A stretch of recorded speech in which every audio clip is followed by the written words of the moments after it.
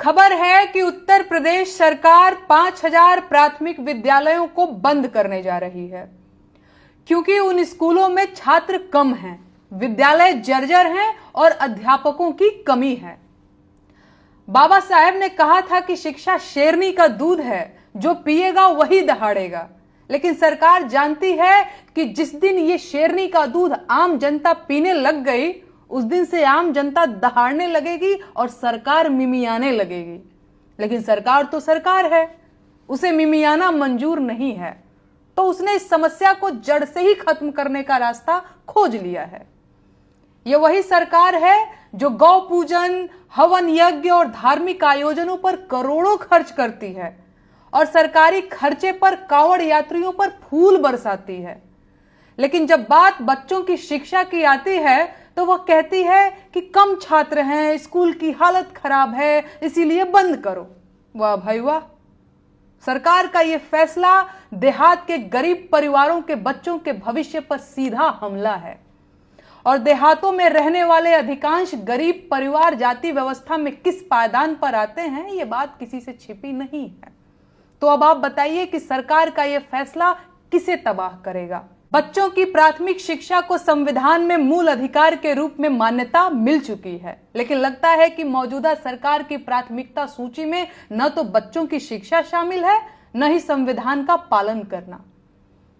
मुझे जानना है कि अगर प्राथमिक विद्यालयों में बच्चे कम हैं, तो यह किसकी गलती है? देश की आबादी में तो कोई कमी नहीं है और ऐसा भी नहीं है कि देहात का हर बच्चा कॉन्वेंट स्कूल में पढ़ने लग गया है। अगर स्कूल की हालत खराब है तो ये किसकी गलती है? सरकार अपनी गलती मानकर स्कूलों को सुधारने की बजाय स्कूलों को बंद कैसे कर सकती है भाई? ये तो छोटे छोटे मासूम बच्चों के साथ अन्याय करना हुआ।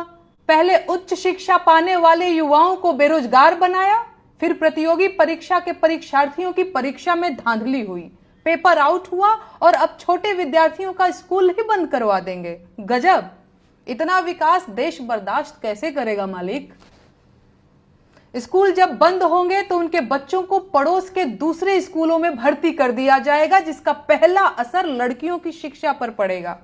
स्कूल दूर हुआ नहीं कि उनका स्कूल छूटा, क्योंकि बेटियों की सुरक्षा का जो हाल सरकार ने किया है वो दुनिया भर को पता है। बेटी बचाओ बेटी पढ़ाओ का नारा देने वाली सरकार बेटियों की दुर्दशा तो पहले ही कर चुकी है, अब उन्हें पढ़ने भी नहीं देगी। वाह मोदी जी वाह! आपके लोग पूरी ताकत से बेटियों के भविष्य का विनाश करने में लगे हुए हैं। सरकार का स्कूल मर्ज करने का तर्क दरअसल जमीनी सच्चाई से पूरी तरह बेखबर है।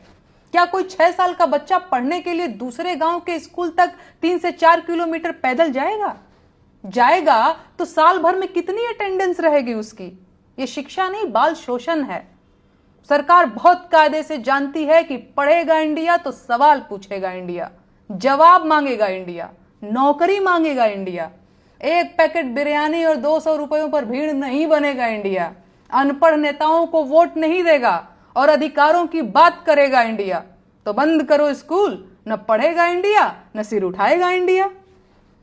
अंतिम बात यह है कि कांवड़ यात्रियों पर फूल बरसाने लेकिन स्कूलों को बंद करवाने वाली सरकार से देश और समाज के विकास की उम्मीद करने वाले लोग या तो आला दर्जे के मूर्ख हैं या फिर आला दर्जे के धूर्त।